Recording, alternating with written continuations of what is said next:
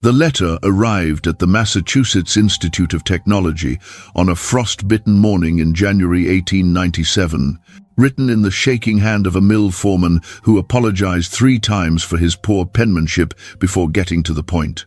He described a colored cleaning woman's daughter, approximately 13 years old, who had been discovered late one night in the Institute's engineering laboratory, standing before a blackboard covered in equations that the faculty had left unsolved for 3 weeks. The girl had completed the proof.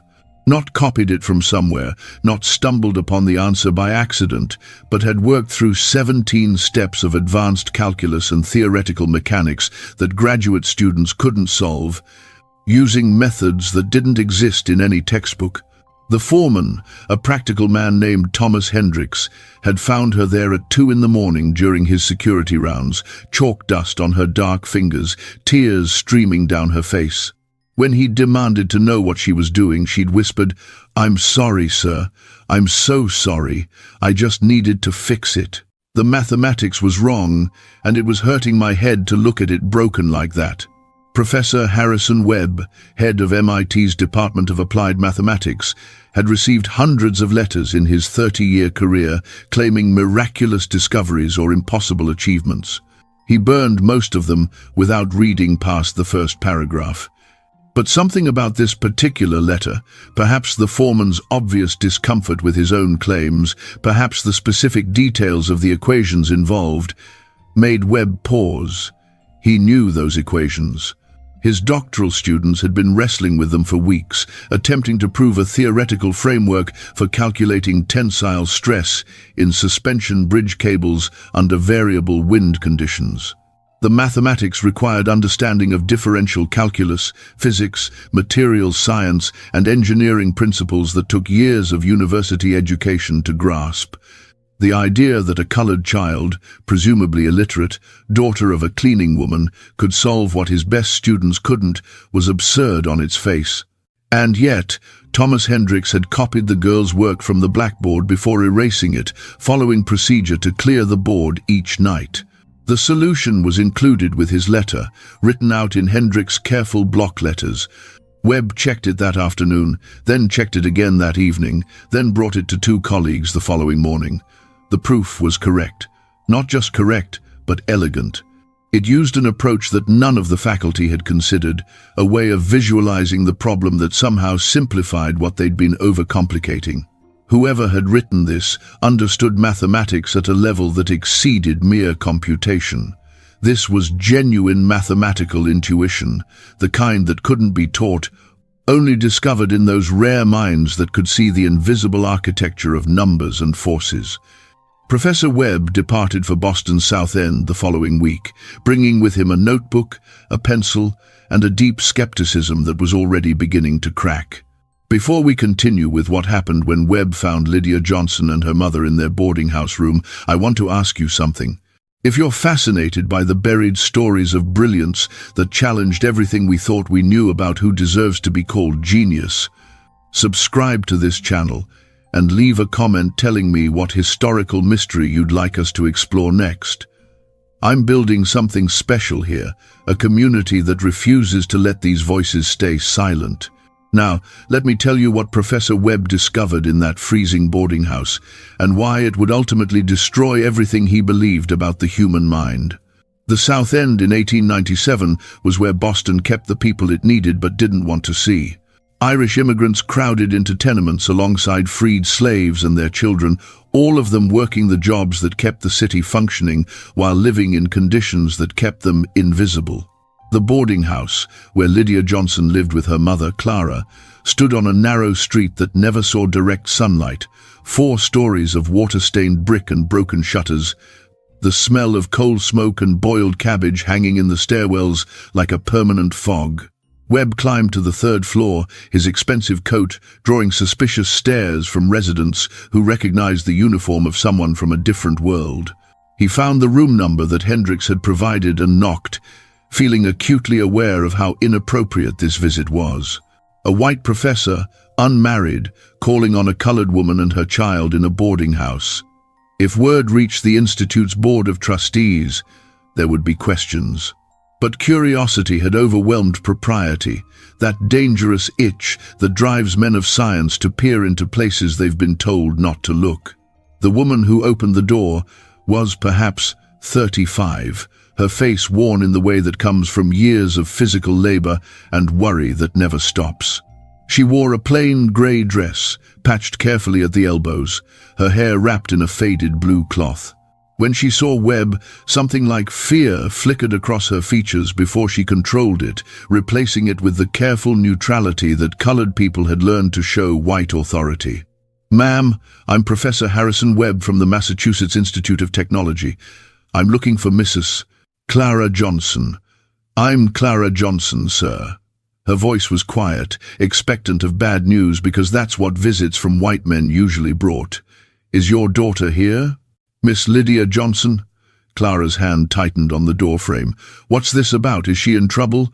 "Sir, if she did something wrong at the Institute, I promise she won't go back.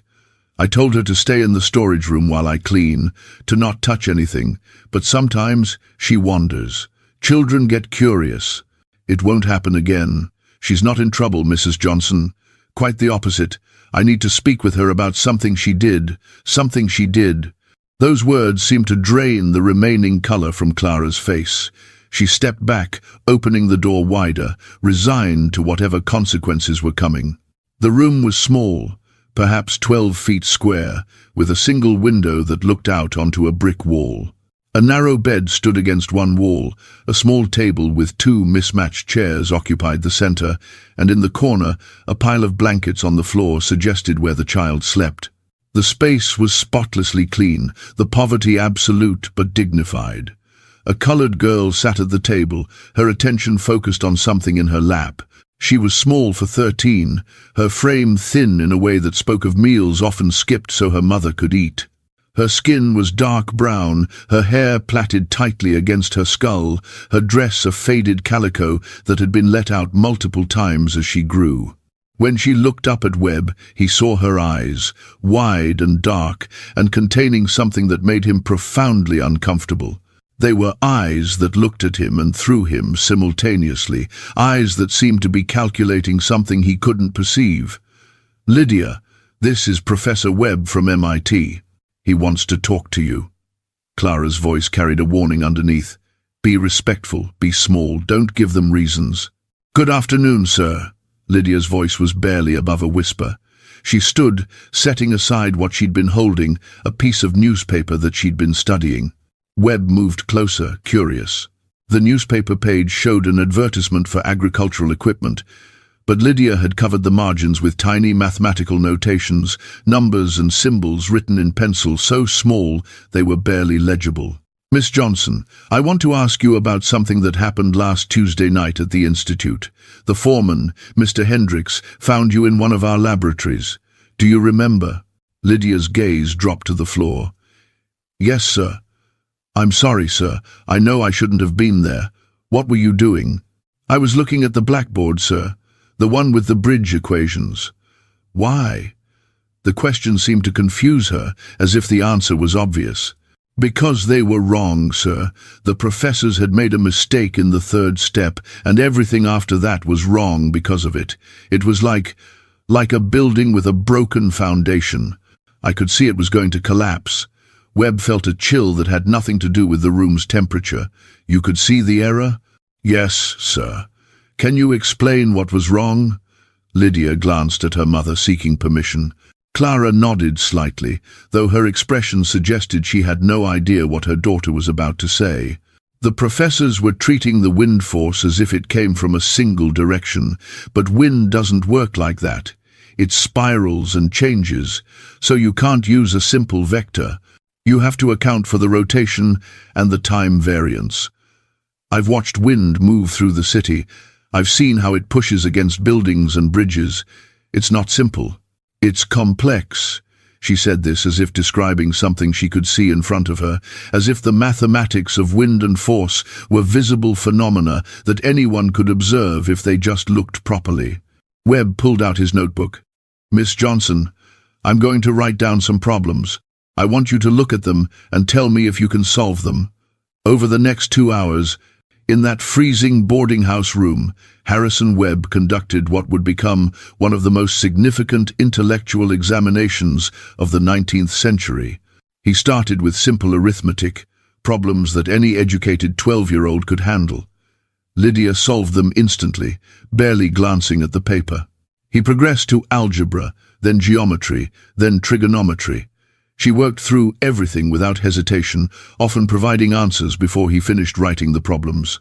Her methods were sometimes unconventional, approaches that Webb had never seen before, but her answers were flawless.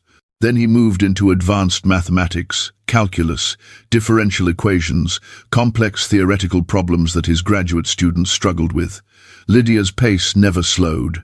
She would look at a problem, her eyes would track across the numbers in a way that suggested she was seeing something beyond the symbols themselves, and then she would provide the solution. Sometimes he would ask if she could show him how she saw it, and when he agreed, she would draw strange diagrams, visual representations of mathematical relationships that were simultaneously alien and perfectly logical. "Where did you learn this?" Webb asked, after she'd correctly solved a problem in fluid dynamics that had taken him 2 days to work through when he was a doctoral student. "I didn't learn it, sir. I just see it." "What do you mean you see it?" Lydia struggled to explain, her young voice searching for words to describe something that shouldn't be possible. "When I look at numbers, sir, I don't see what other people see. I see shapes. Patterns. Mathematics isn't symbols on paper for me. It's like architecture in my head. I can see how numbers fit together, how forces balance, how systems work. When I look at an equation, I'm seeing the shape of what it's describing. The bridge problem. I could see the bridge in my head, see the forces acting on it, see how the mathematics had to bend to match the reality of the structure. Does that make sense? It made no sense. It made terrible, revolutionary sense. Webb had heard of savants, individuals with highly specific talents, calculating prodigies who could multiply enormous numbers in their heads but couldn't understand why the calculations worked. But Lydia wasn't a savant. She understood the underlying principles. She could explain her reasoning. She could apply her abilities to novel problems. This wasn't idiot-savant syndrome. This was genuine, profound mathematical genius, the kind that appeared perhaps once in a generation, and it had manifested in a colored girl living in poverty, daughter of a cleaning woman, who had somehow taught herself advanced mathematics simply by observing the world around her. "How do you know about physics, about engineering?" Webb asked. "From watching, sir. Mama cleans at MIT 5 nights a week. I go with her because she can't leave me alone here. It's not safe. I'm supposed to stay in the supply closet while she works. But sometimes I walk around when the buildings are empty. I look at the blackboards. I read the books left open on desks. I watch how things work, how machines move, how bridges hold weight, and I see the mathematics underneath it all. It's like the world is made of numbers and forces, and I can see the equations that make everything happen." Clara had been standing silently by the door, watching her daughter with an expression of fear and pride intertwined. Now she spoke, her voice strained. "Is she wrong in the head, Professor? The other mothers, they say she's strange, that it's not natural for a child to think the way she does. I've been worried, sir, that something's not right with her." Webb looked at this woman who had no education herself, who worked brutal hours cleaning other people's dirt, who was asking if her daughter's brilliance was a disease. "Mrs. Johnson, your daughter is not wrong in the head. She's extraordinary. She has abilities that I've never encountered in my entire career. She's solving problems that trained mathematicians can't solve. She's understanding concepts that require years of university education to grasp, and she's doing it naturally, as if her mind operates on a different level than the rest of us." Clara's eyes filled with tears. "Is that good or bad, sir?" And there was the question, wasn't it? In a world that believed colored people were intellectually inferior, that used that supposed inferiority to justify segregation and disenfranchisement, that built its entire social hierarchy on the assumption that people like Clara and Lydia Johnson were fundamentally less capable than white people, What did it mean to discover a colored child whose abilities exceeded those of the most educated white men? Was that good or bad? I don't know, Webb admitted. But I need to understand it. I need to test her more extensively, document her abilities, try to understand how her mind works. Will it help her? Clara asked, cutting through all the scientific fascination to the only question that mattered to a mother. Will whatever you do help my daughter have a better life? Webb wanted to say yes. He wanted to promise that revealing Lydia's abilities would open doors, would prove to the world that intelligence had no color, would force society to acknowledge that its racial theories were lies. But he'd lived in this world long enough to know better. I honestly don't know, Mrs. Johnson, but I can promise you this: I will do everything in my power to ensure that she's protected, that she's not exploited, that her abilities are used to help her, not to harm her. Clara looked at her daughter, at this child who saw the world in equations, who had been blessed or cursed with a mind that wouldn't stop calculating. Lydia, baby, what do you want? Lydia's answer was simple, devastating in its simplicity. I want to learn, Mama. I want to understand more. The mathematics I can see, it's like I'm looking at a book with half the pages missing. I can see some of it, but there's so much more I know exists, but can't see yet because I haven't learned the language for it. I want to know the rest. How could a mother deny her child that? How could anyone who claimed to care about knowledge and truth deny a mind like this the chance to develop? All right, Clara said finally. But Professor Webb, if this goes wrong, if they hurt her or use her or try to take her from me, I'll run. I'll take her and we'll disappear, and you'll never find us. You understand? I understand. 1.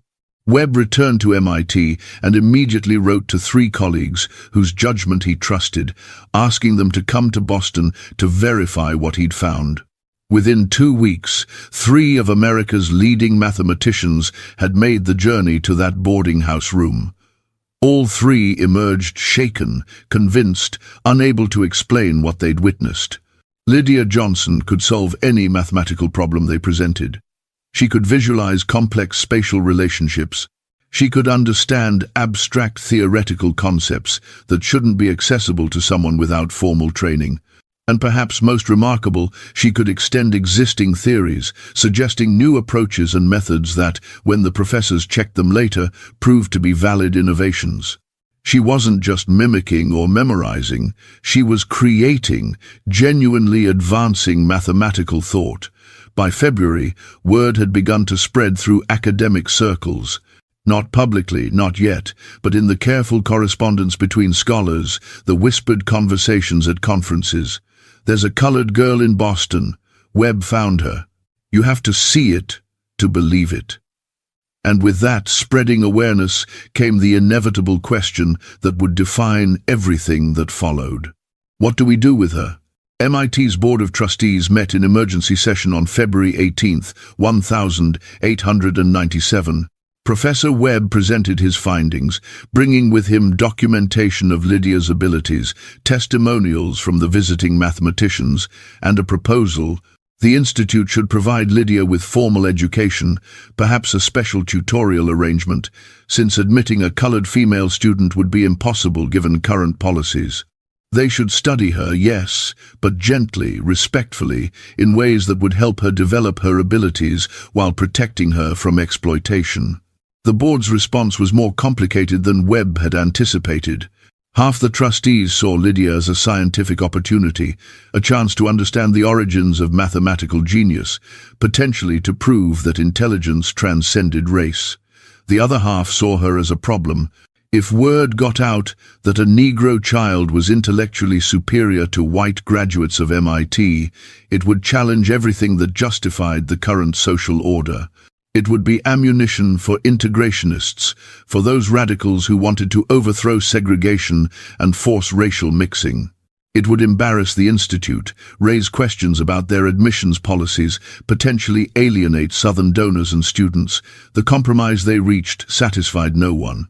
Lydia would be allowed to study at MIT, but only in complete secrecy. She would come at night when no students were present. She would work with select professors who understood the sensitivity of the situation. Under no circumstances would her existence be publicly acknowledged. She would be a ghost, a shadow, permitted to learn, but forbidden to exist officially. Webb agreed, because it was better than nothing. Clara agreed, because her daughter would finally get the education she'd been desperate for. Lydia agreed, because she didn't yet understand that being brilliant and colored and female in 1897 America meant that her mind would always be treated as either a threat to be suppressed or a curiosity to be studied, but never simply as a person with gifts to be nurtured. The arrangement began in March. 3 nights a week, after Clara finished her cleaning work, Lydia would enter the mathematics building through a service entrance and make her way to a small classroom where Webb and occasionally other faculty members would wait. They would present her with problems, teach her formal mathematical language for concepts she already understood intuitively, and watch in awe as she absorbed years of education in weeks. She learned calculus in a month, differential equations in 2 weeks, theoretical physics in 6 weeks. She read Newton's Principia and found errors that had gone unnoticed for 2 centuries. She looked at emerging work on electromagnetism and suggested modifications to Maxwell's equations that predicted phenomena that wouldn't be experimentally verified for another decade. She was, quite simply, the most remarkable mathematical mind that any of them had ever encountered, and she was forbidden to exist. But secrets like this don't stay secret. By April, rumors had reached beyond academic circles. A reporter from the Boston Globe, following whispers about strange nighttime activities at MIT, began asking questions. Southern newspapers, always alert to anything that might challenge racial hierarchies, picked up the story in garbled form, reports of Negro genius in the North, probably abolitionist propaganda, probably a hoax. Scientific journals began receiving letters demanding clarification. And, in Virginia, a man named Dr. Marcus Thorne, who had built his career on craniometric research, proving Negro intellectual inferiority, read about Lydia Johnson and became obsessed with disproving her existence. Thorne was 53 years old, a physician by training, a racial theorist by passion. He had published extensively on skull measurements, brain weights, facial angles, all the pseudo-scientific apparatus that white supremacy had dressed in the clothes of objective research. His work was cited in legal decisions upholding segregation, in political speeches justifying disenfranchisement, in popular books explaining why racial hierarchy was natural and inevitable. And now this girl in Boston threatened to demolish everything he'd built. If a Negro child could demonstrate mathematical abilities superior to educated white men, then the fundamental premise of racial science, that intelligence was biologically determined by race, was false. Thorne couldn't allow that. He wrote to MIT's Board of Trustees demanding access to examine Lydia, to verify her abilities, to determine whether this was genuine genius or some elaborate trick. His letter carried an implicit threat. If MIT refused to allow proper scientific examination, Thorne would publicly claim they were perpetrating a fraud, using a trained child to manufacture false evidence of Negro intelligence for political purposes. The board, trapped between competing pressures, made another compromise. They would allow a controlled examination by a panel of outside scientists, including Thorne, to verify Lydia's abilities and determine their significance. Webb argued against this. He'd read Thorne's work, he knew the man's agenda, but the board overruled him. Better to allow the examination and let the truth speak for itself than to appear to be hiding something. The examination was scheduled for May 15, 1897, and Professor Harrison Webb, who had discovered Lydia Johnson and promised to protect her, could feel control of the situation slipping from his hands, could sense that something terrible was approaching, something he would be powerless to prevent.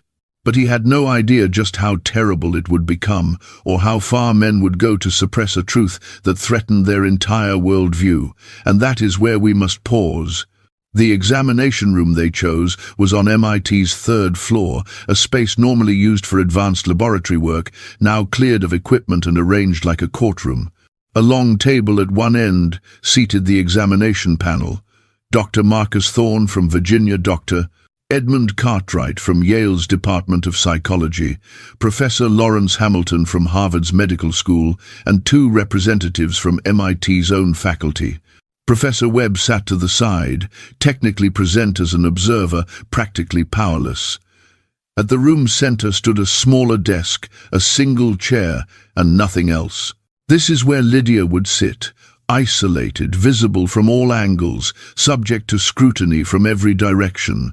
Clara Johnson waited outside in the hallway, forbidden from entering.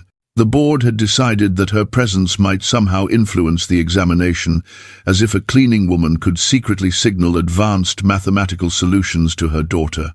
When Lydia entered, escorted by a stern-faced administrator, the 5 men at the table fell silent, studying her with the clinical detachment they might apply to an unusual specimen under glass. She wore her best dress, which was still worn and patched, her hair plaited so tightly it pulled at her scalp. She was 13 years old, barely 5 feet tall, 70 pounds at most, walking into a room full of white men who had the power to define her entire existence. Webb watched her face, looking for fear, but what he saw instead was that strange analytical expression she wore when confronting a mathematical problem, as if she was calculating the dimensions of the trap she'd walked into.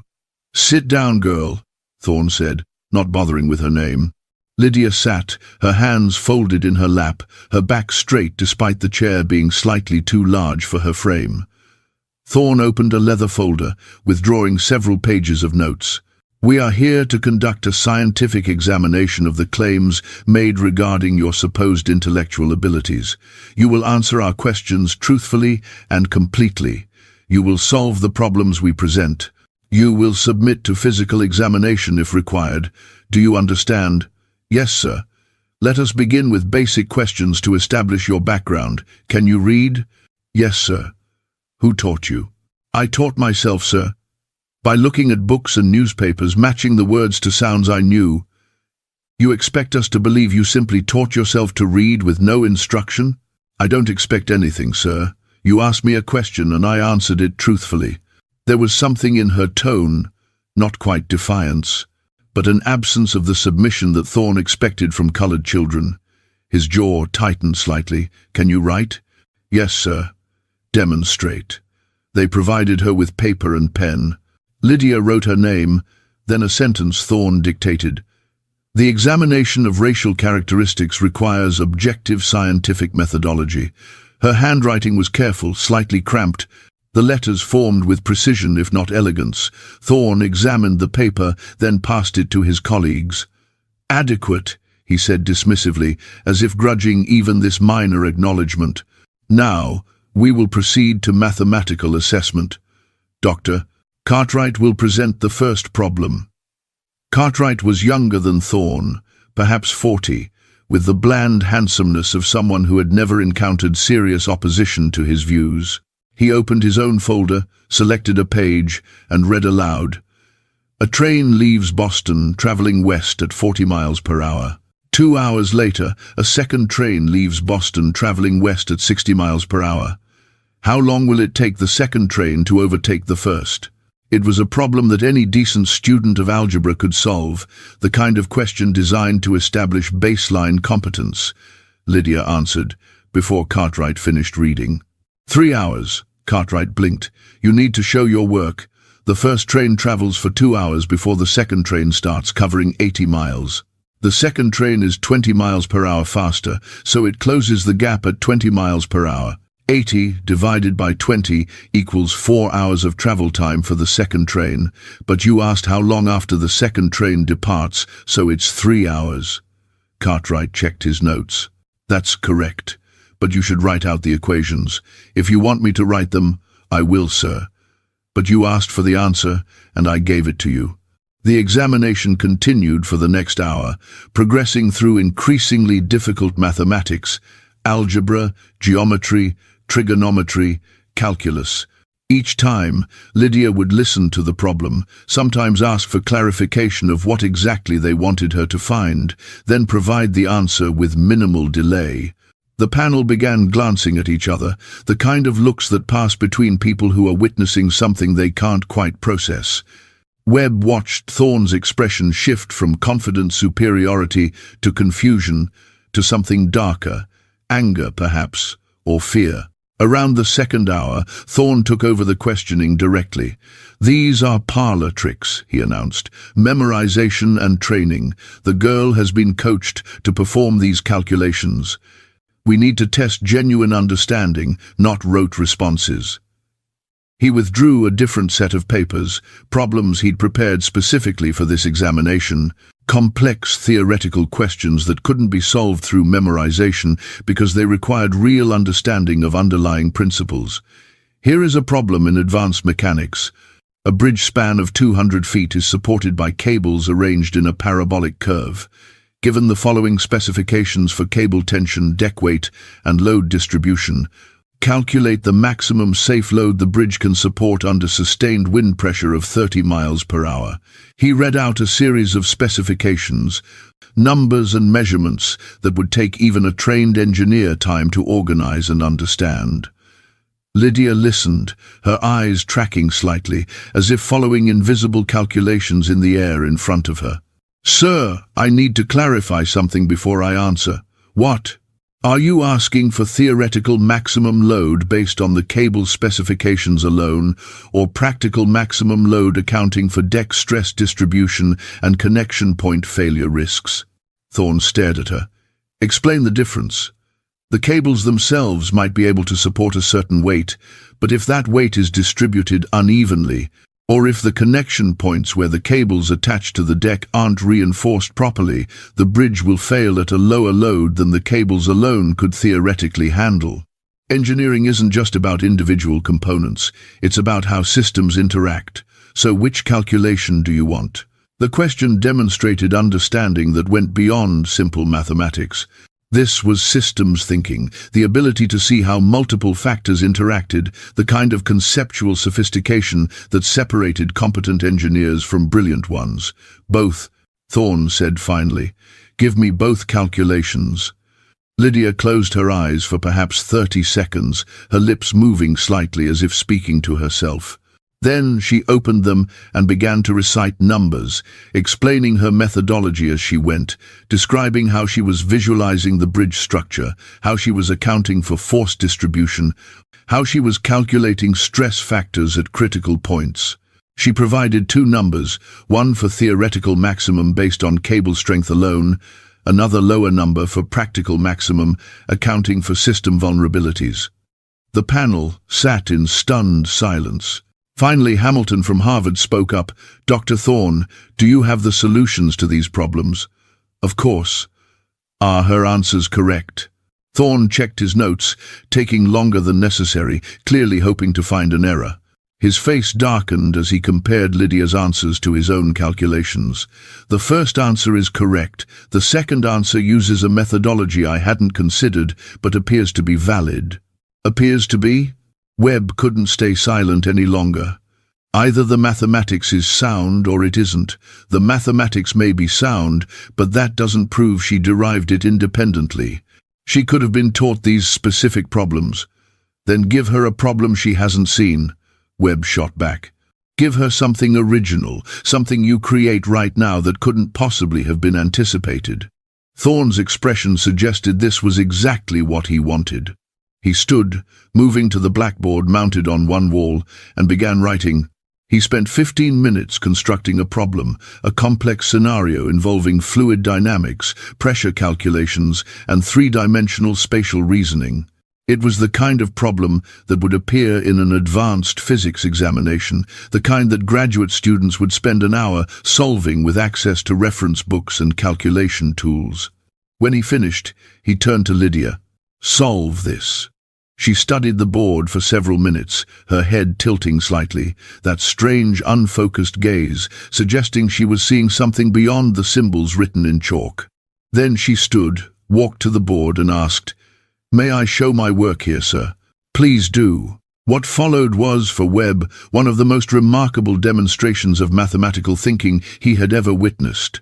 Lydia didn't just solve the problem, she restructured it, finding a more elegant approach than the one Thorne had anticipated, using visual representations that made complex relationships suddenly clear. She drew diagrams showing force vectors. She noted simplifying assumptions that could be made without sacrificing accuracy.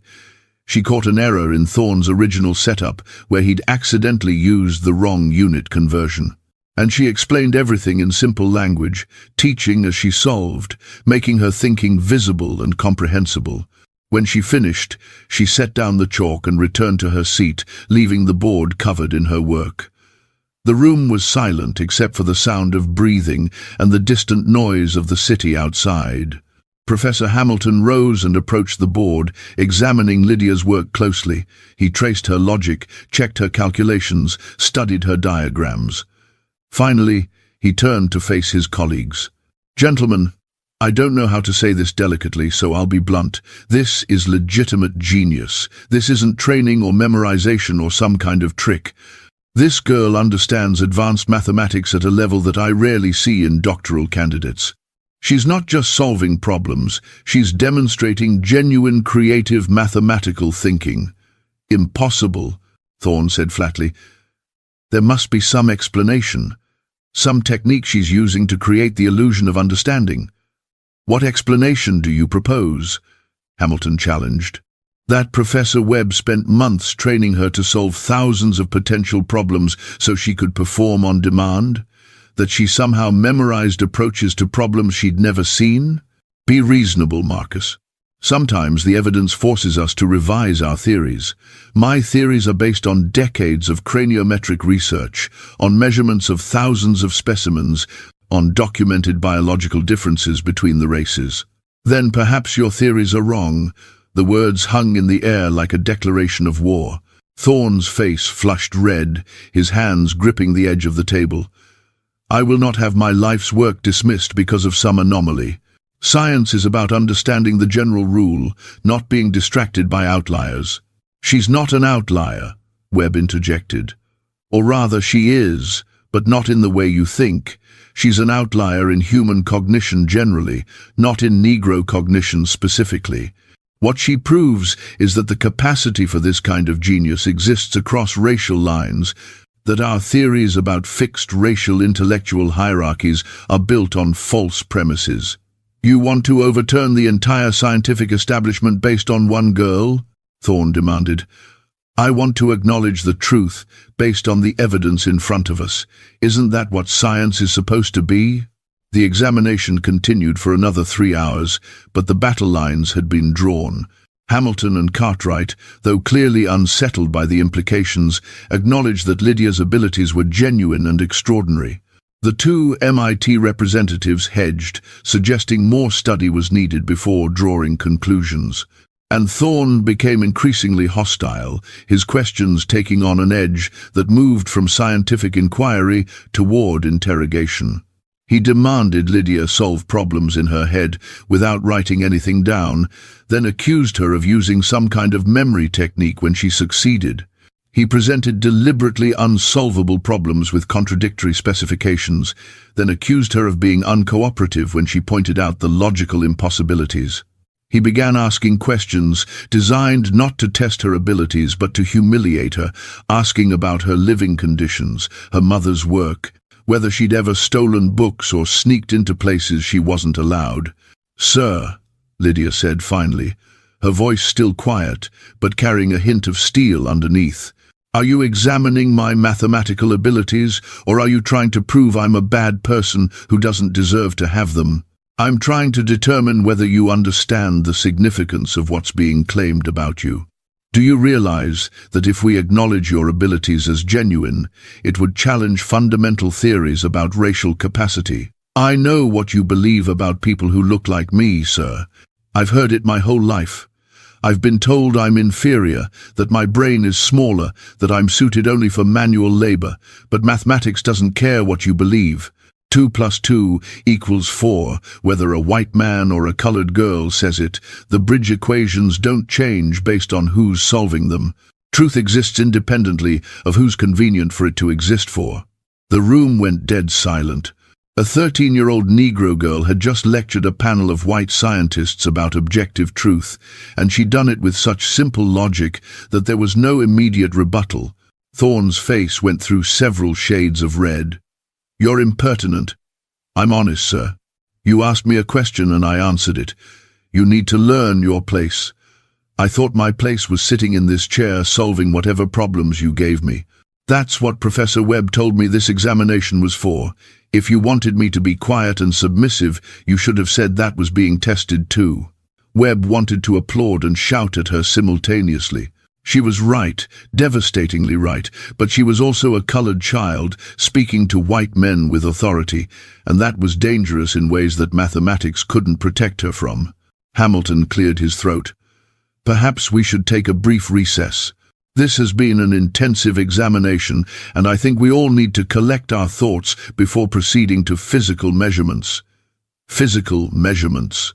Webb's stomach dropped. He'd been dreading this part. Craniometry, the measurement of skull size and shape, was considered essential to any scientific examination of intelligence in 1897. Thorne would want to measure Lydia's head, compare her skull dimensions to his charts and tables, try to find some physical explanation for her abilities that didn't threaten his theories about racial hierarchy. And there was no good outcome. If her skull measurements were unremarkable, Thorne would use that to argue her abilities must be fraudulent because genuine intelligence required certain physical characteristics.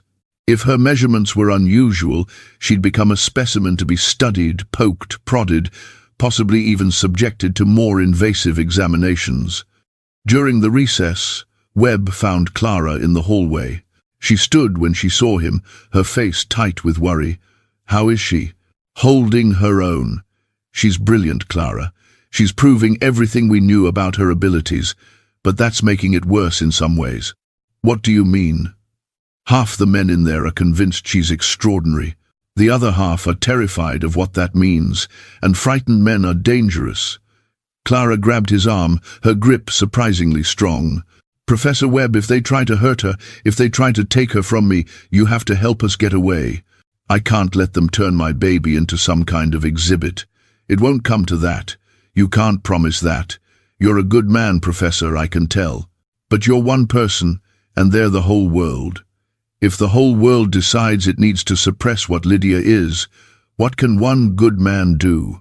It was the question that would haunt Webb for the rest of his life. When they reconvened, Thorne had regained his composure, though his eyes held something cold and calculating. "We need to proceed to anthropometric measurements." Standard craniometric protocol. He withdrew a set of calipers from his bag, metal instruments designed to measure skull dimensions with precision. "Miss Johnson, if you would stand and come here." Lydia looked at Webb, seeking some signal about whether this was safe. He had no signal to give her. She stood and approached Thorne, her small frame tense. "This won't hurt," Thorne said, though his tone suggested he didn't particularly care whether it did. "I'm going to measure various aspects of your skull structure.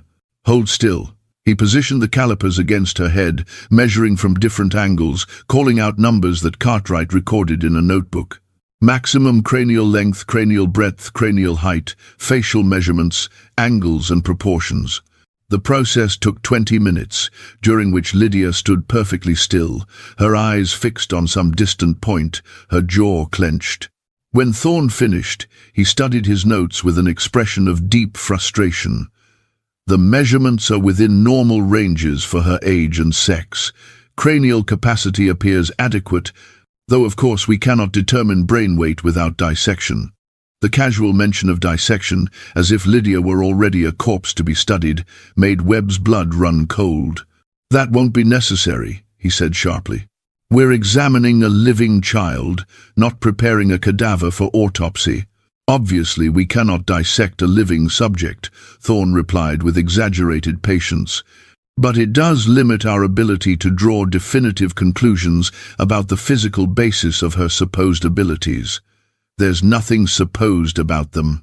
You've spent 5 hours watching her solve problems that most people couldn't solve with weeks of study. At what point does the evidence become sufficient? Evidence is meaningless without proper theoretical framework. Yes, the girl can perform mathematical operations. That's documented. But what does it mean? Is this genuine intelligence or some form of savant syndrome, an isolated ability divorced from general reasoning capacity? Is this a unique case or evidence of broader patterns we've failed to observe? Can these abilities be reliably transmitted to offspring, or are they a genetic anomaly? These are the questions that matter scientifically. Those questions all assume she's here to be studied like a lab specimen instead of educated like a human being with extraordinary gifts. She's a Negro, Thorne said flatly. Her education or lack thereof is not my concern. My concern is understanding the scientific implications of her case for our theories of racial intelligence. And there it was, stated plainly. Lydia wasn't a person to Thorne. She was data, a problem to be solved, an inconvenience to be explained away or absorbed into existing frameworks that kept the racial hierarchy intact. Hamilton spoke up, his tone careful. Dr. Thorne, I think we need to acknowledge that this examination has demonstrated genuine, extraordinary abilities. The question is what we do with that information. We study her further, Thorne said immediately. Comprehensive testing over an extended period, multiple examinations by different researchers, documentation of her development over time. This is too significant to be resolved in a single day. You want to turn her into a permanent research subject, Webb said. I want to pursue proper scientific investigation. Surely you understand that this case demands thorough study. What I understand is that you want to lock a 13-year-old girl in a laboratory and test her until you either explain away her abilities or she breaks under the pressure. Don't be dramatic. We're not discussing anything harmful. Simple observation and testing. Simple observation that would require removing her from her home, separating her from her mother, making her entire existence about satisfying your scientific curiosity. The argument escalated, voices rising, the 5 men talking over each other. And in the middle of it all, Lydia stood silently, listening to them debate her future as if she weren't present, as if she had no say in what happened to her own life. Finally she spoke, her voice cutting through the argument with unexpected force. "Excuse me, sirs." They fell silent, surprised that she'd spoken without being addressed. "I have a question." "This is not the time," Thorne began. "When is the time, sir? You've been examining me for 7 hours. You've tested my mathematics, measured my head, discussed what it means that I can do what I can do, but nobody's asked me what I want." "What you want is irrelevant," Thorne said. "You're a minor, and more importantly, you're in no position to understand the scientific significance of your own case." "I'm in no position? Sir, I understand mathematics that you had to study for years to grasp. I can see patterns and relationships that took humanity thousands of years to discover. I taught myself to read and write because I knew I needed language to make sense of the mathematics in my head. I may be 13 and colored and female, but I'm not stupid about my own life. So I'll ask again, does anyone care what I want?" Hamilton cleared his throat. "What do you want, Miss Johnson?" "I want to learn. I want access to books and teachers and problems I haven't seen before. I want to understand all the mathematics I can see, but don't have names for yet. I want to use what I can do to build things, to solve real problems, to make something that matters. I don't want to be locked in a room being measured and tested and studied like I'm some kind of animal that learned a trick." "That's not what scientific research," Thorne started. "That's exactly what it is, sir. You don't see me as a person. You see me as evidence for or against your theories. And I understand why. If I'm real, if I'm genuinely this intelligent, then everything you've written about racial inferiority is wrong. All those measurements you've done, All those conclusions you've published, all the laws and policies that rely on your research, it's all built on lies. That's why you're so angry. Not because you don't believe I can do what I've proven I can do, but because you can't afford to believe it. The silence that followed was absolute. A 13-year-old Negro girl had just articulated the unspoken heart of the matter with crystalline clarity, and no one in the room had a response ready. Thorne's face was purple now, his hands shaking slightly. When he spoke, his voice was dangerously quiet. You have no idea what you're talking about. I understand more than you think, sir. I understand that you're scared. I understand that admitting I'm right means destroying your reputation. I understand that powerful men don't like being proved wrong by powerless girls. But I also understand mathematics, and mathematics teaches you that truth doesn't care about your feelings. Either my proof is correct or it isn't. Either my answers are right or they're wrong. You can't change the mathematics to make yourself more comfortable. You can only accept it or lie about it. Webb watched Thorne's expression and recognized the look of a man who had just decided something. This wasn't the face of someone admitting defeat. This was the face of someone planning how to eliminate a threat. Gentlemen, Thorne said, his voice now perfectly controlled, I move that we conclude this examination. We have sufficient data to write our preliminary reports. I suggest we reconvene in 1 month to discuss our findings and recommendations. It was a tactical retreat, a way to exit the situation without admitting anything. The panel agreed, everyone relieved to escape the tension. As they gathered their materials, Thorne approached Webb with a thin smile. Professor Webb, I'm sure you understand that further security measures will be necessary.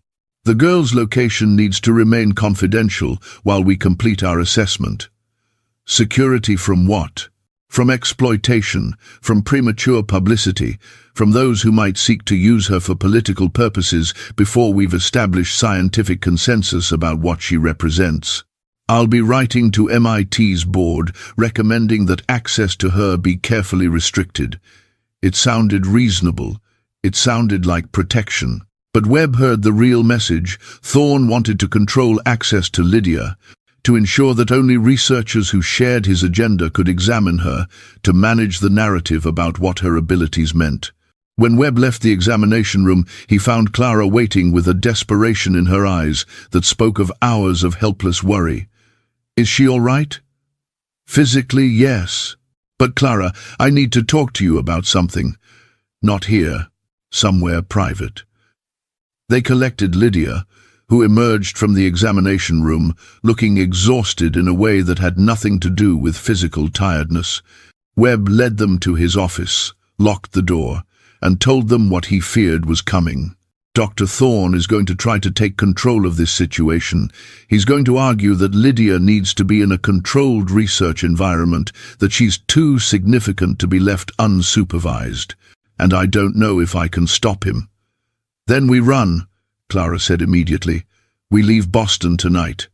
Where would you go? Thorne has connections throughout the academic world. If he decides you're fugitives, he can have people looking for you in every city. So what do you suggest? Clara's voice was sharp with fear and anger. That we just hand my daughter over to be studied like a bug under glass? No. I suggest we be strategic. We document everything. We build a coalition of researchers who acknowledge Lydia's abilities and oppose treating her as a specimen. We go public if we have to. Make enough noise that Thorne can't simply make her disappear. And if that doesn't work, then yes, you run. And I'll help you. I'll give you money, contacts, whatever you need, but let's try the official path first.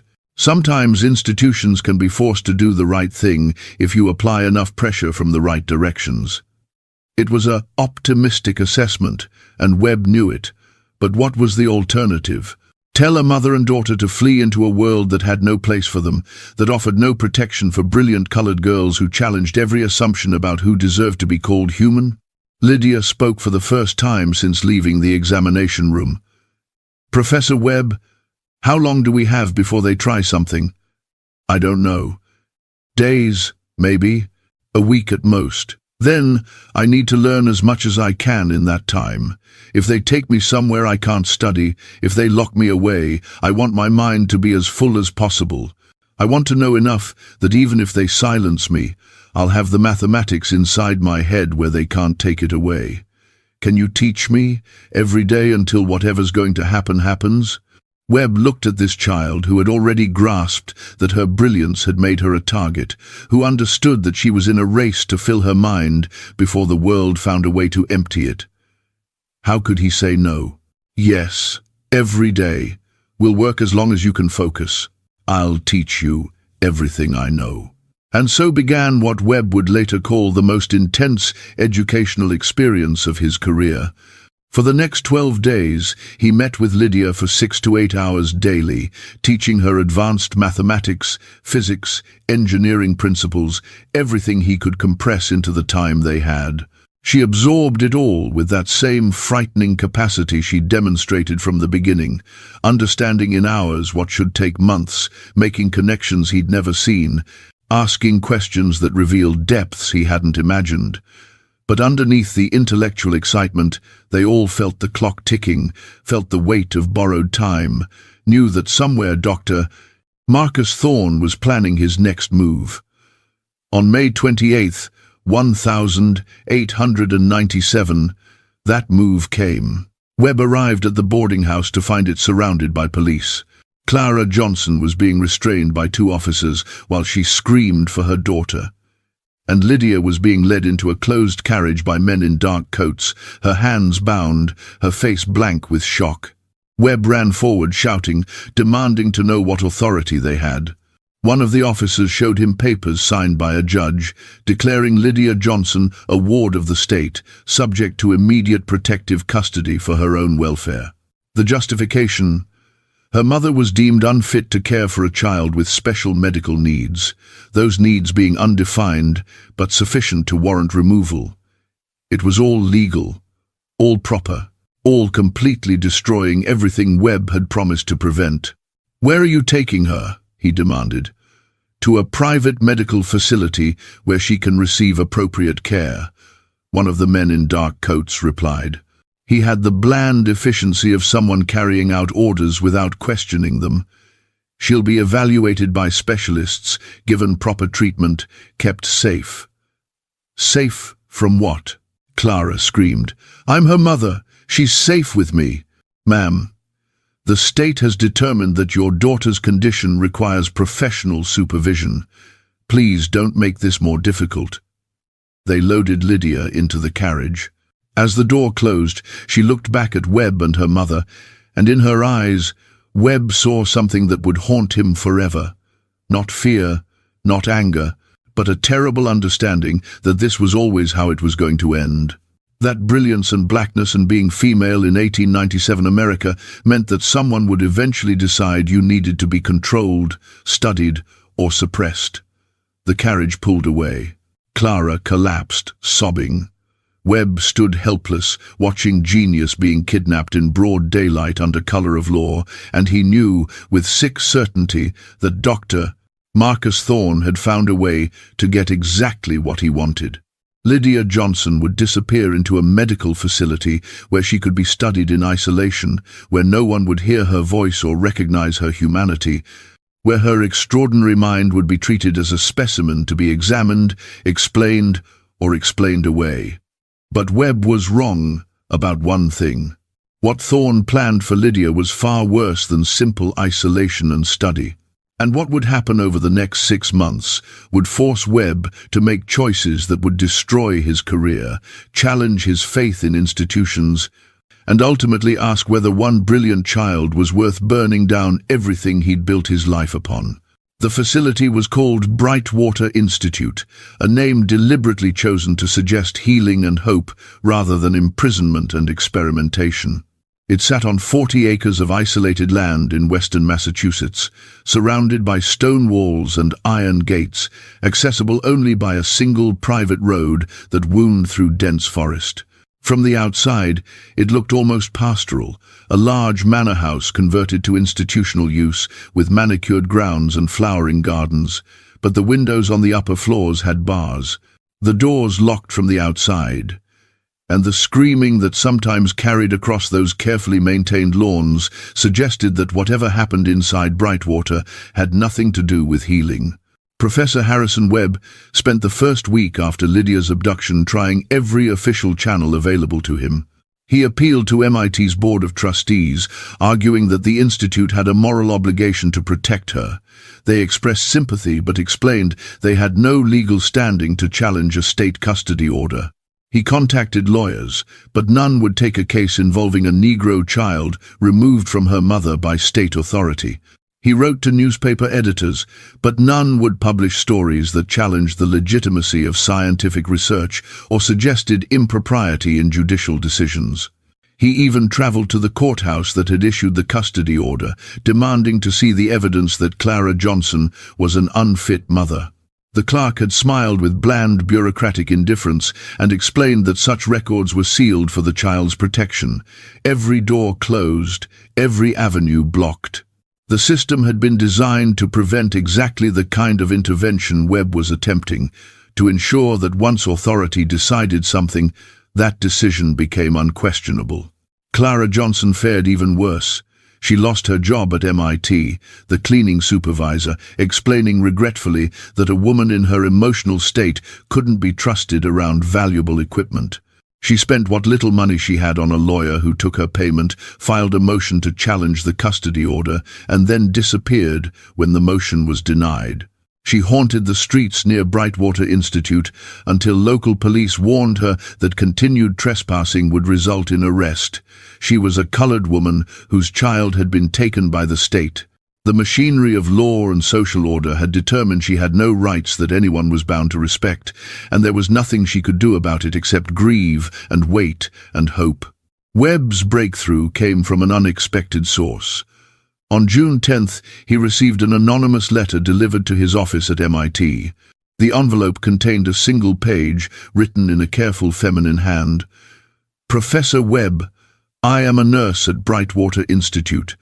I cannot tell you my name, because I would lose my position, and worse if discovered, but I must tell someone what is happening to the Negro girl they brought here 2 weeks ago. She is being held in isolation on the 3rd floor, East Wing. She receives no visitors. She is subjected to daily examinations that she does not consent to. Doctor. Thorne visits 3 times per week and conducts tests that leave her distressed and withdrawn. She barely eats. She does not sleep well. I hear her crying at night when I pass her room. Yesterday I heard her speaking to herself, reciting what sounded like mathematical proofs, over and over, as if afraid she would forget them. This is not medical care. This is captivity. I do not know what they intend to do with her, but I know it is wrong. If you care about this child, you must find a way to remove her from this place before they break her completely. God forgive me for not doing more. A friend. Webb read the letter 3 times, his hands shaking. So Lydia was alive, still conscious, still trying to hold on to herself through mathematics, but she was deteriorating. He had, perhaps weeks, maybe only days, before the psychological pressure of isolation and forced examination destroyed the very mind that made her extraordinary. He needed help, and he needed it from someone willing to operate outside legal constraints. He found that help in an unexpected place. Marcus Webb, no relation to Harrison, was a former Pinkerton agent who had left the agency after developing a conscience about some of the strike-breaking work he'd been required to do. He now worked independently, taking cases that interested him, often on behalf of people who couldn't afford legitimate legal representation. Webb, the professor, found Webb the investigator through a network of abolitionist contacts who still operated in Boston, remnants of the old Underground Railroad, who had shifted their work from helping escaped slaves to helping freed people navigate a system designed to re-enslave them through different means.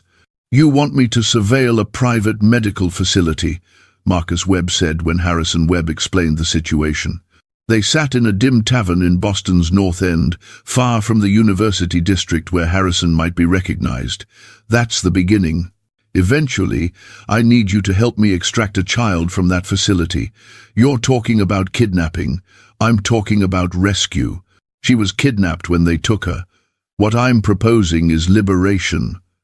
Marcus studied him for a long moment. You're a university professor. Respected, established, presumably with something to lose. Why are you willing to risk all that for a colored girl you've known for a few months? Because she's the most brilliant person I've ever encountered, and they're destroying her because her existence is inconvenient to their theories. Because I promised her mother I'd protect her, and I failed. Because if we live in a world where genius can be imprisoned for being the wrong color, then all our talk about civilization and progress and human dignity is just decoration on top of barbarism. That's a good answer. Marcus pulled out a notebook. Tell me everything you know about Brightwater Institute. Layout, staff, routines, security measures. Then tell me everything about the girl. What makes her so special that they're willing to go this far? Over the next hour, Harrison explained Lydia's abilities, the examination, Thorne's agenda, the legal maneuvering that had resulted in her capture. Marcus listened with the focused attention of someone who had spent years gathering intelligence, asking occasional questions, making notes in a personal shorthand. When Harrison finished, Marcus sat back, his expression grim. You understand that even if we get her out, it doesn't end there. They'll hunt for her. They'll charge you with abduction, interfering with a court order, probably a dozen other crimes. You'll lose your position, possibly face prison time. Your career will be destroyed. I know.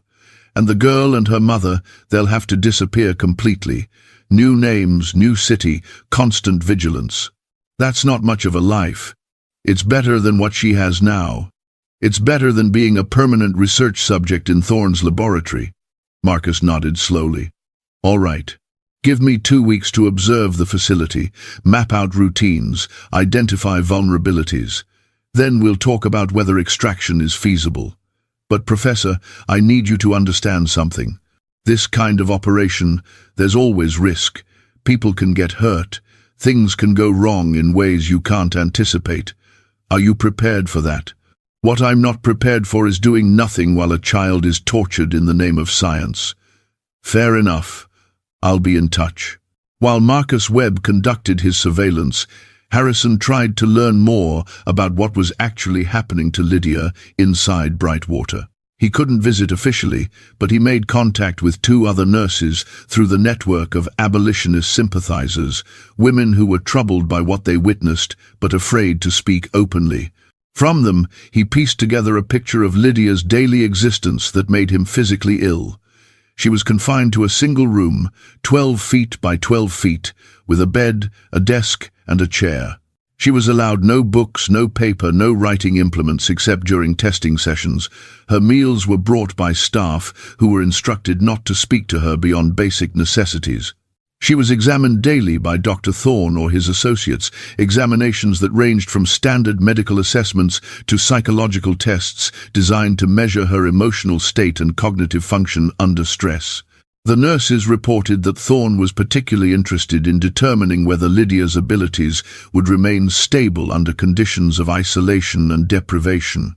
He wanted to know if her mathematical genius was robust or fragile, whether it could be broken by breaking her spirit. He talks about her like she's an experiment, one nurse whispered during a clandestine meeting in a church basement. Not like she's a child. He takes notes on everything. How many hours she sleeps, whether she cries, how quickly she solves the problems he gives her, whether her performance degrades over time. He's not trying to help her or understand her abilities to benefit her. He's trying to understand them so he can explain them away. He keeps saying that if he can prove her abilities are unstable, emotional, prone to collapse under pressure, then he can argue they're not genuine intelligence but some kind of aberrant condition. Has he hurt her physically? Harrison asked, dreading the answer. Not in ways that leave obvious marks, but the isolation is hurting her. She talks to herself constantly, reciting mathematical proofs like prayers, like she's afraid if she stops thinking about mathematics she'll forget how. She barely eats, she startles at sounds. Last week, Dr. Thorne brought in another researcher, some specialist in brain anatomy from Philadelphia. They discussed her skull measurements in her presence, debated whether her cranial capacity could explain her abilities, speculated about what an autopsy might reveal. They talked about dissecting her brain like she wasn't in the room, like she was already dead. She didn't cry until they left, then she sobbed for hours. Harrison felt rage building in him, the kind of cold, focused anger that makes men capable of things they never imagined. How much longer can she endure this? I don't know. She's strong, stronger than most children would be. But everyone has a breaking point. Another month of this? Maybe 2? Then I think you'll have a girl who's too damaged to ever fully recover, even if you get her out. We're working on extraction. It will happen soon. It needs to happen very soon, Professor, because I've heard Thorne talking with his colleagues. He's planning something he calls the definitive test. He won't say what it is, but the way he talks about it suggests something extreme. Whatever it is, it's scheduled for the end of June, 2 weeks from now. Harrison felt ice in his stomach. Do you have any idea what this test involves? No. But Professor, you need to understand something about Dr. Thorne. He's not just a scientist pursuing knowledge. He's a man whose entire identity is built on proving Negro inferiority. This girl threatens to destroy that. And men like Thorne, when they're threatened, they don't admit they're wrong. They eliminate the threat. I don't know what his definitive test is, but I don't think it's designed to prove she's brilliant. I think it's designed to prove she's broken. Harrison met with Marcus Webb the following day. The investigator had completed his surveillance and had news, some good, some troubling. The facility has security, but it's not particularly sophisticated, Marcus explained, spreading hand-drawn maps across Harrison's desk. 4 guards on rotation, but they're not military. They're local men hired for intimidation value, not actual defense. The perimeter wall is stone, 8 feet high, climbable with minimal equipment. Most importantly, there's a service entrance on the east side used for deliveries.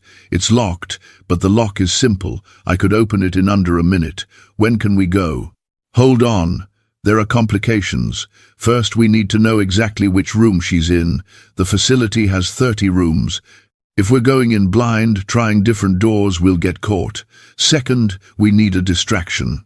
Something that draws the guards away from the east wing long enough for us to get in, locate her, and get out. Third, we need an exit plan. Getting her out of the building is one thing. Getting her off the property and away from immediate pursuit is another. What do you suggest? I suggest we recruit help. We need someone on the inside who can tell us her exact location and maybe create the distraction we need. Do you have contacts among the staff? Harrison thought of the nurses, women who were already taking risks by passing information. Possibly. But I can't ask them to do something that would definitely cost them their positions, and possibly worse. Then we need to make it worth their while. How much money can you access? Harrison had some savings, a small inheritance from his mother, funds he'd been setting aside for retirement. $3,000, perhaps a bit more if I sell some possessions. That's enough. Offer one of those nurses $1,000 to tell us exactly where the girl is and to create a distraction at a specific time. The remaining funds we use to get the girl and her mother out of Massachusetts entirely. New city, new identities, enough money to establish themselves somewhere the authorities won't immediately look. Where would they go?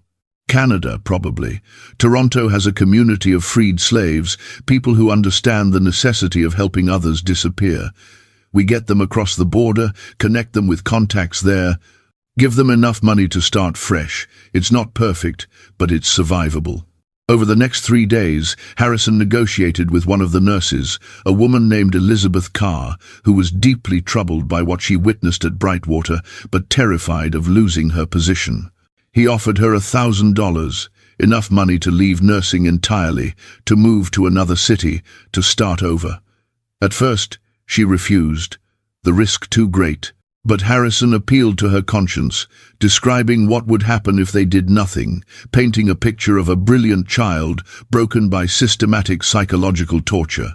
Finally, Elizabeth agreed, but only if Harrison promised that she would never be named, that if caught, he would claim the information came from another source. He promised, though they both knew such promises might not protect her if things went wrong. Elizabeth provided crucial intelligence. Lydia was in room 307, third floor, east wing, fifth door from the stairwell on the left side of the corridor.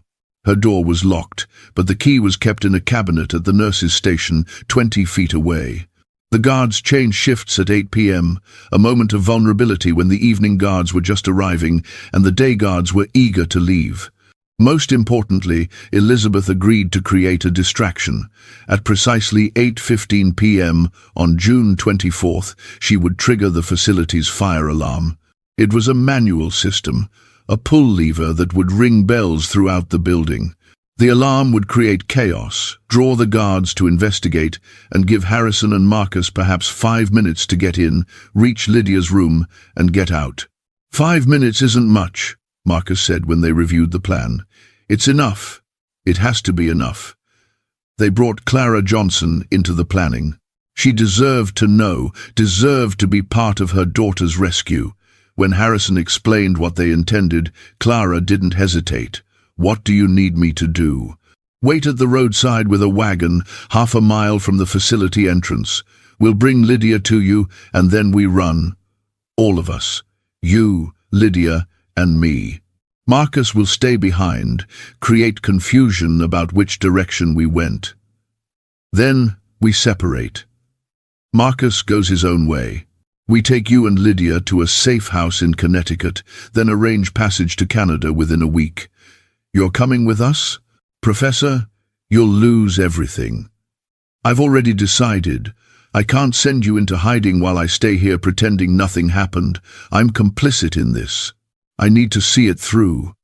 Clara's eyes filled with tears. Why are you doing this? Really? You're a white man with position and respect. We're nothing to you. You're not nothing. Your daughter is one of the most remarkable people I've ever known.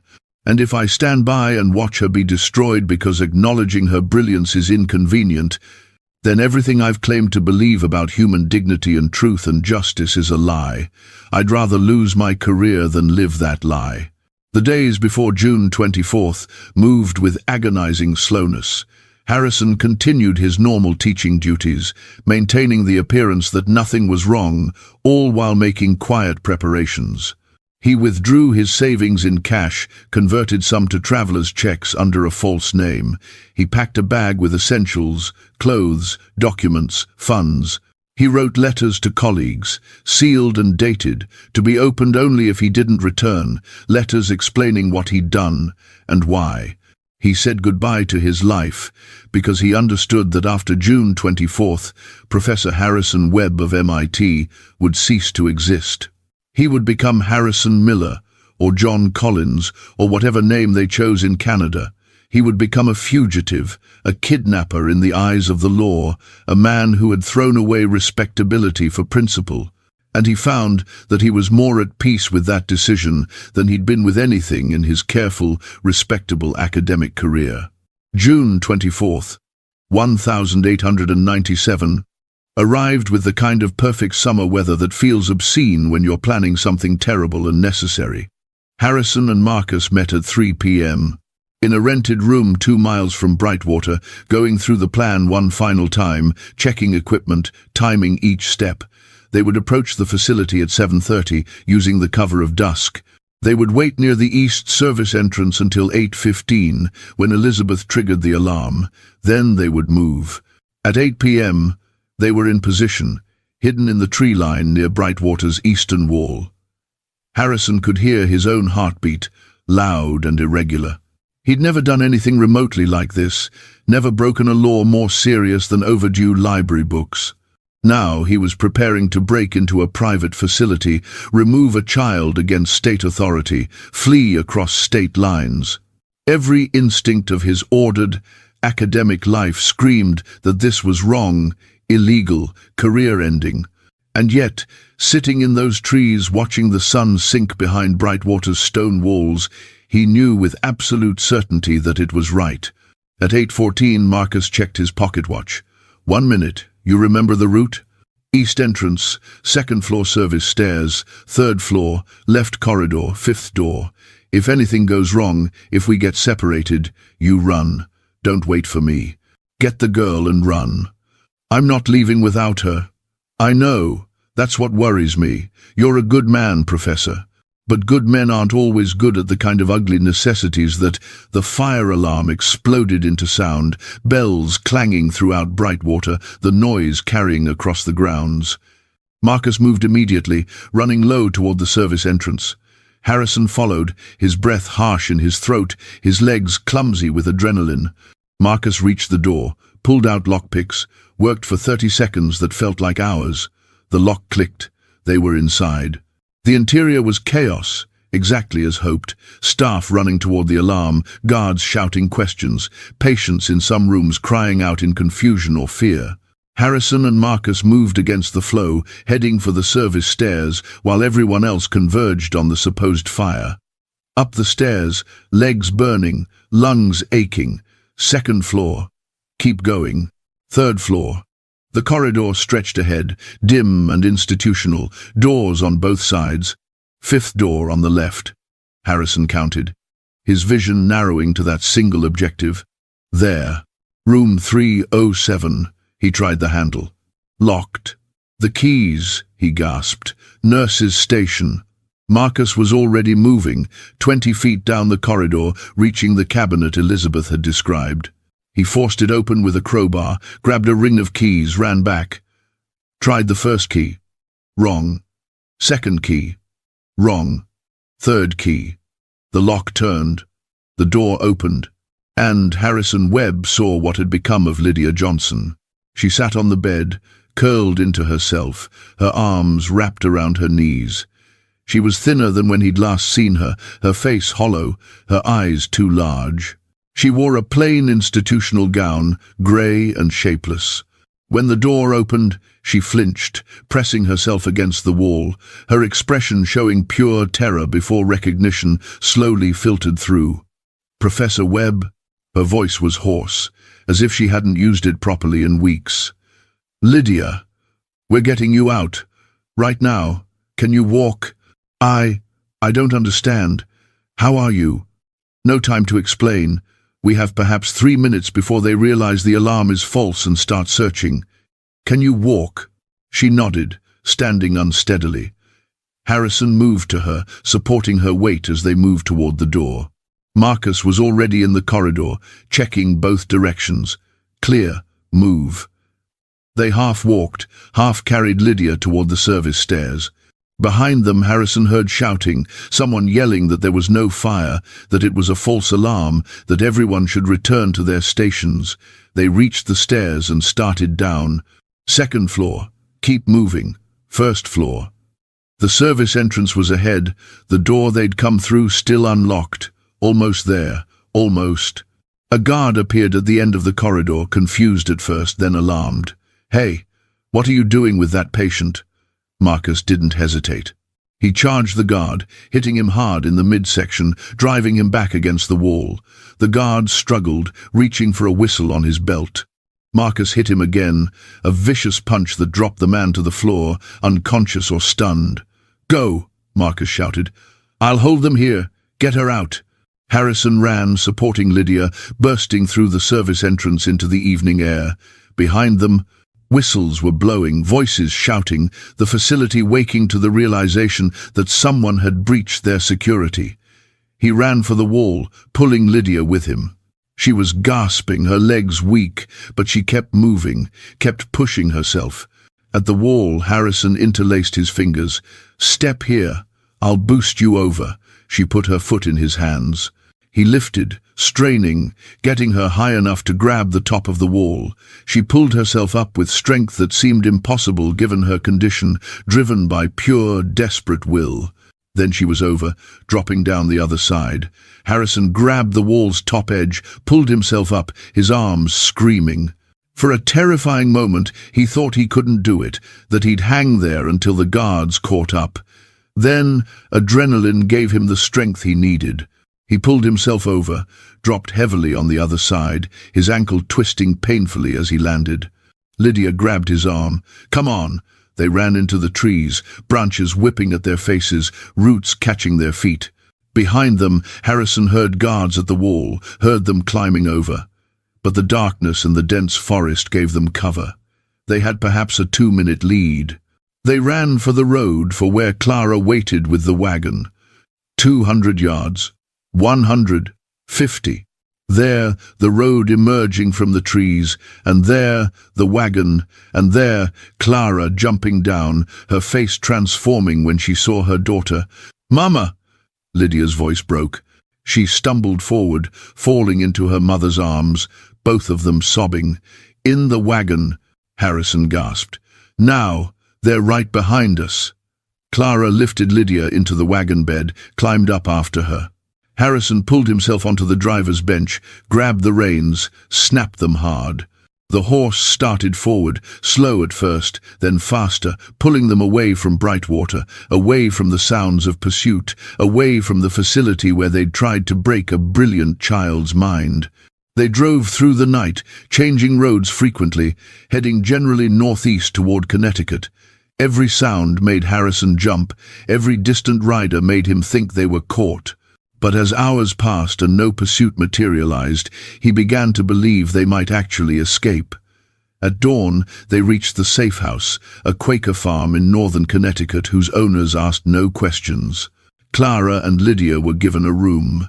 Harrison collapsed in a chair, exhausted beyond anything he'd ever felt. But they'd done it. Against the machinery of law and institutional authority, against the power of men like Thorne, who controlled resources and respectability, they'd done it. They'd rescued one brilliant girl from captivity. Later that morning, as Clara tended to her daughter and Harrison tried to process everything that had happened, Lydia asked to speak with him privately. They sat in the farm's kitchen while Clara bathed upstairs, and Lydia looked at him with eyes that had aged years in the weeks since her abduction. "Professor Webb, I need to tell you what Dr. Thorne was planning, what he called the definitive test. You don't have to talk about that now. You're safe. You can rest. No, you need to know. You need to understand what you saved me from." She took a shaking breath. "He was going to perform surgery on my brain." Harrison felt the room tilt. "What?" He said it was the only way to definitively understand the source of my abilities. He said the measurements and tests were inconclusive, that the only way to prove whether my intelligence was genuine or aberrant was to examine my brain directly. He described the procedure in detail, how he would open my skull, remove sections of brain tissue for analysis, map the structures that might explain my abilities. He said I would likely die during or shortly after the surgery, but that was acceptable for the advancement of science. He said my sacrifice would help determine the truth about racial intelligence once and for all. She was crying now, silently, tears streaming down her face. He talked about it like he was being kind to me, like he was doing me a favor by making my death meaningful. He kept saying that surely I understood the importance of contributing to scientific knowledge, that this was my chance to matter, to be part of something larger than myself. And I realized that he genuinely believed it. He thought he was being reasonable, that killing me to study my brain was a legitimate scientific methodology. Because to him, I'm not a person. I'm a specimen, and specimens exist to be studied, no matter what it costs them. Harrison pulled her into an embrace, feeling her thin frame shaking against him. "He will never touch you again, I promise. We're taking you somewhere he can't reach you. You'll be free to learn and grow and become whatever you're capable of becoming. And he'll spend the rest of his life knowing that the evidence that proved him wrong escaped. Do you think he'll stop looking for me? I think he'll try to find you. But, Professor, the world is large, and we're going to make you disappear into it so thoroughly that Dr. Marcus Thorne will search for the rest of his life and never find you. You'll become a ghost story, the brilliant girl who vanished, the one who got away, and that will haunt him forever." For the first time since her rescue, Lydia smiled, a small, fierce expression that suggested that despite everything they'd done to her, despite all the weeks of isolation and examination and fear, They hadn't broken what mattered most.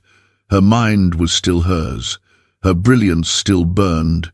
And now she would have the chance to see what she could become when given freedom instead of captivity, education instead of examination, humanity instead of being treated as a specimen. But the question that haunted all of them as they prepared for the final journey to Canada was whether escape was enough. Whether one girl's freedom meant anything if the system that had tried to destroy her remained intact, ready to do the same to the next brilliant child who threatened the comfortable lies that kept the racial hierarchy in place. And it's here, at this moment of successful escape but uncertain future, that we must pause again. They crossed into Canada on July 2nd, 1897, using forged documents that identified them as the Miller family. John Miller, a widowed schoolteacher from Vermont, his sister Clara Miller, and her daughter Sarah Miller, traveling to Toronto to take up a teaching position. The border guards barely glanced at them, 3 more Americans among thousands crossing for work or opportunity, or reasons they didn't care to explain. And just like that, Professor Harrison Webb ceased to exist. John Miller, with his small savings and his guilty conscience and his determination to see through what he'd started, took his place. Toronto in 1897 was a city transformed by migration. Thousands of freed slaves and their descendants had made their way north over the decades, creating communities that understood the necessity of protecting those who fled American injustice. The Millers, as they now called themselves, found rooms in one of these communities, a boarding house run by a woman named Margaret Hawthorne, whose own parents had escaped slavery via the Underground Railroad 50 years earlier. Margaret asked no questions about their past, required no explanations for the careful way they avoided giving details about where they'd come from or why they'd left. She'd seen enough refugees to recognize the signs, people who startled at unexpected knocks, who read newspapers with anxious attention to articles about fugitives and extradition, who kept bags packed near the door in case they needed to run again. She gave them space, offered quiet support, and connected them with others who might help. The first months were about survival and adjustment. Harrison, now John, found work tutoring the children of wealthy Toronto families, using his genuine mathematical expertise while carefully avoiding any mention of MIT or his academic credentials.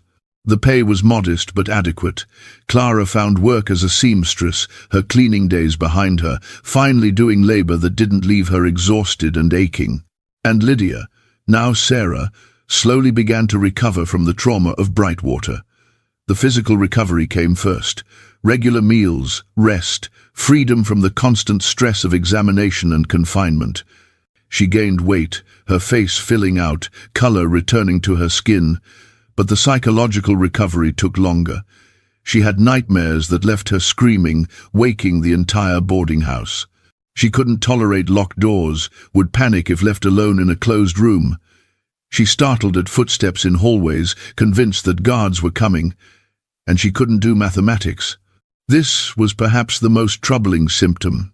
When Harrison tried to continue her education, presenting her with problems that she would once have solved instantly, she would stare at the paper with rising panic, her breath quickening, her hands shaking. The mathematics that had once been her refuge, the one thing that made sense in a chaotic world, had been poisoned by association with Thorne's examinations. Every equation reminded her of the testing room at Brightwater. Every calculation brought back memories of being asked to perform, to prove her abilities, to demonstrate her value as a specimen. "I can't see it anymore," she told Harrison one evening, 3 months after their escape, tears of frustration streaming down her face. "The shapes, the patterns, the way numbers used to fit together in my head, it's like there's fog over everything.